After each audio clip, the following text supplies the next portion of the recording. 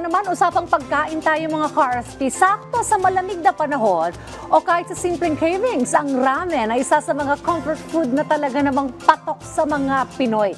Pero teka, alam mo ba na hindi lang ito instant noodles na may sabaw? Ngayon, titikman natin ang iba't ibang klase po ng ramen dito sa Sarap Pinoy. Kung comfort food ang hanap mo ngayong rainy season, isang mainit at malinamnam na bowl ng ramen ang sagot dyan. Iba't ibang klase ng ramen na swak sa iba't ibang mood at personality mo.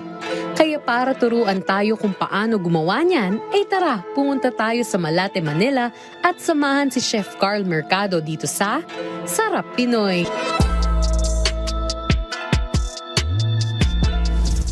Simulan na natin gawin ang 3 kinds of ramen. Una po, magto-torch tayo ng toppings.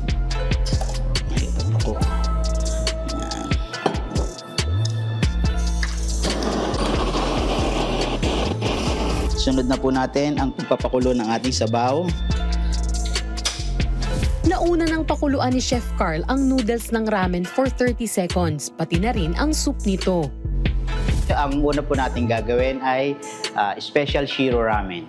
Ito, lalagay na po ako ng mga ingredients. Una po natin ilalagay ang Haimin, isa Japanese seasoning. Ayan. Sunod po ang ramen sauce, shiro oil, and pork oil. Ready na po ang lahat ng sauces. Lalagyan na po natin siya ng soup, about 300 ml.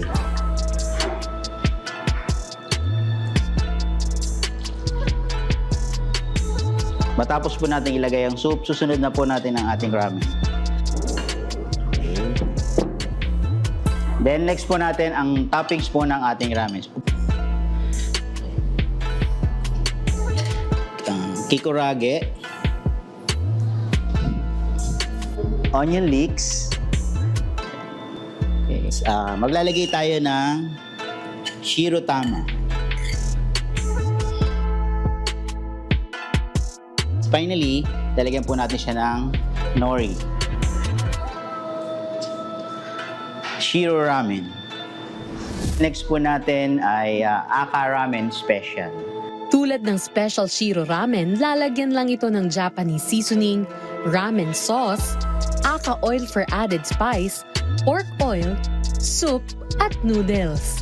For the toppings, Kikurage, onion leeks, ajitama, pork, chashu, shirotama, last, nori.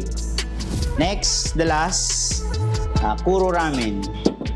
Same procedure lang ito, lalagyan rin ng Japanese seasoning, ramen sauce, soup, at noodles.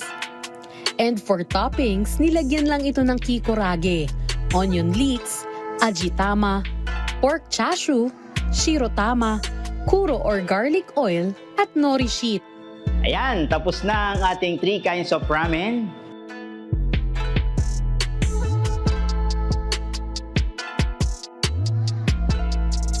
Kaya sa next food trip mo, subukan mo na ang special shiro ramen, aka ramen special, at kuro ramen.